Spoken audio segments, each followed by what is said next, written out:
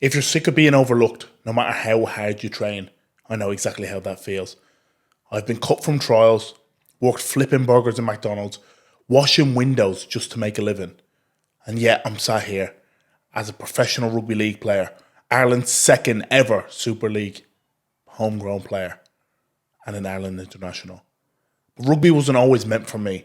I only picked up a rugby ball when I was 8 years old, after my primary school teacher, Dan, was booting a ball around the field. He said to the mother, "You know what, you should take him down to the local club in Balbriggan."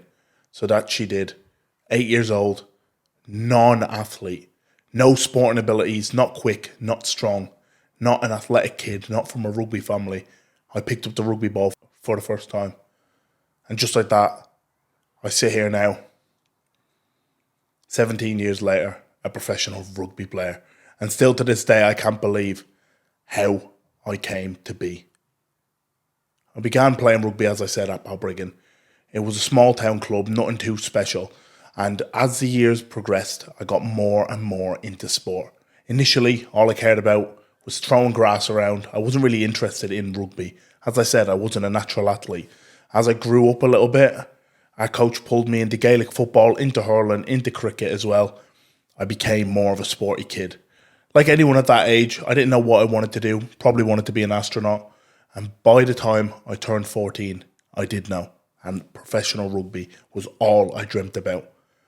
At the age of 14, I was captaining the worst team in the northeast of Leinster, Balbriggan rugby team. We hadn't won a game in 2 years, and I was absolutely devastated. All I wanted to do was put on that green Ireland jersey, play in the Six Nations, play for Leinster, and we couldn't even win a game at under 14s, under 15s level. It was bizarre. It was a weird, crazy, chaotic feeling of wanting to be better and just looking around and feeling not good enough constantly. Around this same time, I began to get more and more focused on my training, with rugby being the dream. With the help of a coach who's very close to my heart still, Paul Varga, he helped to push me more and more as an athlete. At the time, I'd be going to underage discos like every other Irish kid tended to do. He'd pick me up at 7 a.m. He used to say to me, "You want to party like a man? You have to train like a man." So at 7 a.m, I'd be pulling his car along Balbriggan Beach with the hope of making it pro. At 15 years old, the first door opened for me. I got a trial at the northeast of Leinster, a part of the province that I dreamed of playing for. By the final trial, I got cut and my world caved in. As a 15-year-old, I thought it was over. I thought the dream of playing professional rugby was finished for good. It felt that way anyways. At the time, I'd never been through such adversity. Getting dropped from this trial literally felt like the world was upon me. At this moment, I came to a bit of a realization. The team that I was playing at wasn't good enough, and I wasn't going to develop further if I stayed where I was. So, at the age of 16, at the end of that season, I made the decision. I said I want to transfer clubs to the best club in Leinster. And so I decided to try and make a move to Clontarf rugby team. The Leinster branch blocked my move. After being dropped from the Northeast trials and now the branch won't let me move, they gave me 3 options. They said I can either move school, move house, or take a year out. At 16 years old, the first 2 aren't an option. I can't move school or move house. That's out of my control. So inevitably, I landed on the decision to take a year out of the sport I love. At this age, development in rugby is massively important. And I couldn't fathom how much I would lose by taking this year out. But it was the only thing that I could see was logical in my head to keep me pushing towards a career of professional rugby. Everyone around me was doubting me. And I felt, again, so alone on this journey. No one had been through what I went through. Everyone else seemed to be kicking on, playing at Northeast, playing for Leinster, and I was just stagnant with no opportunities coming my way. During my year out, I was hounding my mum. I was playing Gaelic football, playing hurling, and I was smashing the gym like I'd never smashed the gym before, with the firm belief in my mind that it was because I wasn't big enough, wasn't fast enough, wasn't fit enough, wasn't strong enough, and that's why I wasn't picked in that Northeast trial. As I was doing all this, I was hounding my mum. I just wanted to play rugby. And that's when we came across Rugby League, a sport I didn't even know, was played on this side of the world, never minding me home country of Ireland, and I was buzzing. I turned up at my first rugby league training session out in Ashburn, and I said to the coach, "What's the name of the team we're going to be playing for?" He turned around to me, laughed at me and said, "Ireland under-17s." I was sort of bewildered. I was shocked. It was either make or break. Either I made Ireland under-17s to play against Wales, or I didn't play rugby league at underage in Ireland. The system hadn't developed at the time, and it's still growing, but it was a massive opportunity for me. I'd seen it as a chance to play for my country, represent where I'm from, when every single door was shut. So I was absolutely ecstatic. Immediately, I fell in love with rugby league. The pace of the game, it suited my abilities. After the year out, or half a year out in the gym, I'd become fitter, faster and stronger, and this game was suiting me. And plus, it was a rugby ball. I was buzzing. After my first season of rugby league, with a whopping 5 games under my belt, my transfer had gone through the Clontarf, and it was finally time to continue my pursuit of rugby union. It was 6th year at the time, so the final year of exams in Ireland. I was still working my job in McDonald's, flipping burgers, having spent the full summer previously working full-time alongside playing rugby league and smashing the gym. All my teachers and my parents said, "You need to give up the McDonald's job." Frustratingly, it seemed like the right thing to do, but everyone was telling me to focus on my leaving cert, but I really couldn't get on side with that. I did quit the job, however, at McDonald's, but I still wanted to make it pro at rugby. Back playing at Clontarf, it felt like the place was a home for me. I was scoring tries, playing out my skin, but yet nobody was noticing me. I felt so frustrated. I'd put the muscle on, I'd got fitter, I was performing on the pitch, but yet nobody was asking me to play anywhere. I was so frustrated and confused. As I finished my mock exams, life was getting all too real. I was getting even more and more frustrated because everybody was telling me I needed to focus on the leaving cert. That's when the phone rang. I was given an opportunity to come over to the UK and spend some time in England with 3 of the lads who I'd played rugby league with the summer previous.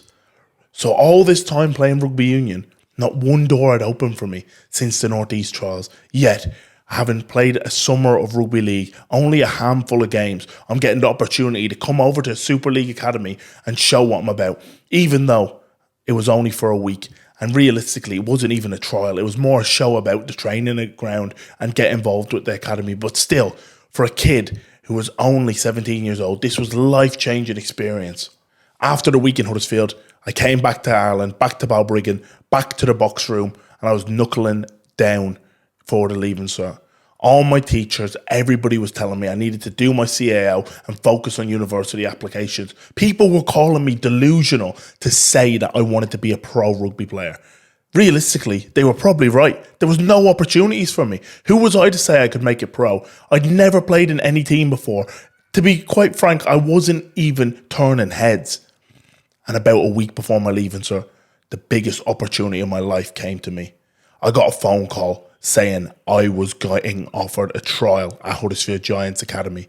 I was mind blown. The leaving cert went out the window. I couldn't even think straight. And that's not to say I wasn't academic in school. I still did very well, but all I could think about was getting on the flight. And 3 days after that leaving cert finished, I was on the flight over to England, 17 years old, hadn't even turned 18 yet, and I was living in a foreign country on trial, chasing my dream. It was the best opportunity ever. I never thought that a door would open again, and I was on trial at a Super League Academy in the UK. That summer went by, and I managed to get myself an academy deal. I played 5 games for the academy over the summer, represented Ireland in the under-19 European Championship, and then I got the call up into the men's senior Ireland squad. Having just played 5 games for Huddersfield Giants Academy, I figured I'd just be going to training, getting amongst it with everyone. Little did I know, that October I would get my first senior Ireland cap and become a senior international rugby league player. Again, I was mind blown. Ignorance was bliss at that stage. I didn't realise how monumental that moment was. I played in the European Championship for Ireland, got all 3 caps, and then headed back across the pond to Huddersfield to begin my first pre-season as an academy player. All top-year academy players spent pre-season with the first team. During this time, I managed to make enough of an impression to continue to get called back throughout the season to first team training. So I was training alongside superstars who I'd watch on the pitch, and then I'd be at training with them. I was mind blown to be next to NRL and England internationals, rubbing shoulders with some of the best players in the game at the time. It was insane. I was an 18-year-old kid from Balbriggan, never heard of rugby league a year prior. After that season of academy, every door shut again. No first team offer was coming my way. I got offered a reserve contract initially, but it wasn't enough for me to be able to stay in the UK and sustain my life. About halfway through that off-season, I got a phone call again. A Super League contract, a professional rugby league contract was put on the table for me. It was the moment of my life. I could not believe it. An actual first team deal to make me officially a professional rugby league player. I was blown away. Nobody from Ireland had ever even been part of a Super League academy. And now I'm going to progress through that academy into the first team of Huddersfield. It was absolutely insane. It was the best moment of my life up to that point. I came back into pre-season that year with every intention of ripping it apart and putting my best foot forward. About a week and a half before Christmas, I got pulled into the office with the head of youth, Andy Kelly, and he said to me, "Ronan, an opportunity has come your way." I was offered to go to Australia, spend a year with Canberra Raiders under 20s, and then return back to another year Super League contract for the 2021 season. Literally a year and a half prior, there wasn't a door open for me, and now I was going to go spend some time in an NRL system. I was blown away. All of these opportunities seemed surreal. I got my way over to Canberra, could not wait to get started, and I started ripping into pre-season with the 20s over there. The idea of the programme was for me to go over to Canberra, spend a year there, develop my game as I was only a novice playing rugby league, and then come back to Huddersfield with a more likely chance of playing Super League. But then COVID hit.